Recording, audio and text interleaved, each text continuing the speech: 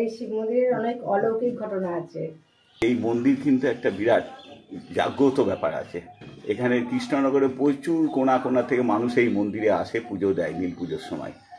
এই মন্দির সোমবার দিন সারাক্ষণ খোলা থাকে। আচ্ছা, দরজাটা খোলা থাকে, বাবার ভক্তরা আসে, জল ঢালেন, পুজো দেন, বুঝলেন। আর আমি এখানে 11টার সময় আসি, এসে বাবার নিত্য পুজো করি। কৃষ্ণনগর শহরের সঙ্গে জলঙ্গি নদী ওতপ্রোতভাবে জড়িয়ে রয়েছে।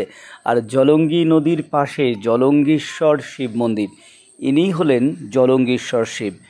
এই মন্দিরটি সম্পর্কে আমি আপনাদেরকে জানাবো, আমিও জানবো। চলুন একটুখানি কথা বলে দেখে নিই এই মন্দিরের ইতিহাস কি বলছে। আপনার নাম? আমার নাম দীপক বিশ্বাস। যে এই যে মন্দিরটা কতদিনের পুরনো মন্দির? 70-75 বছর বয়স এই মন্দিরে। এই মন্দিরের সঙ্গে আপনি কিভাবে জড়িয়ে আছেন?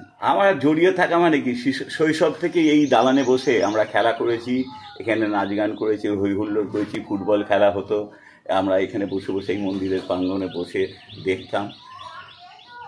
এই মন্দিরটি সম্বন্ধে আপনি কিছু বলুন, যে এর বিশেষত্ব কি আছে, কবে কি পুজো হয়? এখানে নীল পুজো হয়, এখানে চড়ক হয়, যেটা এখনো সেই ঐতিহ্য, সেই বর্ষি ফুটানোর চড়ক এখানে স্থাপন হয়। এই নীল পুজোর দিনেই হবে, আগামী আসছে নীল পুজো, সেই নীল পুজোর সময় চড়ক হবে, বার পুজো হবে নীল পুজো, হ্যাঁ, তা চড়ক হবে তার পরবর্তী দিনে।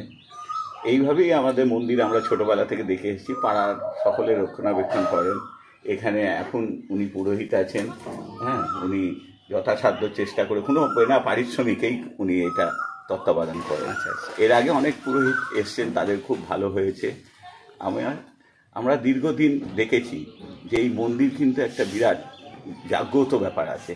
এখানে কৃষ্ণনগরে প্রচুর কোণা কোণা থেকে মানুষ এই মন্দিরে আসে, পুজো দেয় নীল পুজোর সময়। এই মন্দিরে যদি কেউ আসতে চায়, ঠিকানাটা কি? ঠিকানা আপনি নিয়ার বাস স্ট্যান্ডে নেমে চড়কতলা, ষষ্ঠীতলা চড়কতলা মাঠ বললে পারি। এই মন্দির এখানে জলঙ্গি বক্ষের ওপরে, জলঙ্গির ওপরে এই মন্দির স্থাপন করা আছে, মাঠের ওপরে। তাই এখানে খুব মনোরম জায়গা, আপনি দেখতেও পাচ্ছেন বিভিন্ন দেবদেবীর মূর্তি আছে এখানে। জায়গাটা খুব সুন্দরভাবে তৈরি করা হচ্ছে সবার সহযোগিতায়। কারণ একা কোনো জিনিস করা যায় না, বড় কোনো জিনিস একার দ্বারা কোনো হয় না। সকলকে নিয়ে, সকলের প্রচেষ্টায়, সকলের সহযোগিতায়, কেউ দূর থেকে আশীর্বাদ করে তাকে সহানুভূতি জানাচ্ছে যে তুমি করো, এইভাবেই কিন্তু তৈরি। আপনিও আছেন এতে, আপনিও বিভিন্ন সময় এসছেন, দেখেছেন যে এটা কি করলে এটা ভালো হবে, তার উপদেশ দিয়েছেন। এই জন্যে সকলের সহযোগিতা কোনো মহৎ কাজ কিন্তু হয় না। এই শিব মন্দিরের অনেক অলৌকিক ঘটনা আছে।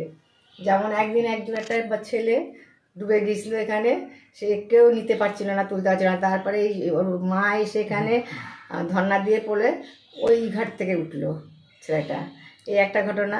তারপরে বেঁচে ছিল তো? হ্যাঁ, বেঁচে ছিল। তারপরে যে পুরোহিতটাই পুজো করে তাদেরই দেখেছি মোটামুটি উন্নতি হয়। আমারই যেমন একসময় আমার খুব অভাব ছিল, আমার ছেলে তারপরে এখানে আসার পরে চাকরি পেলো, এই হলো, পুজো হলো, বেশ প্রত্যেক পুরোহিতেরই উন্নতি হয়েছে এখানে যারা ইয়ে করে।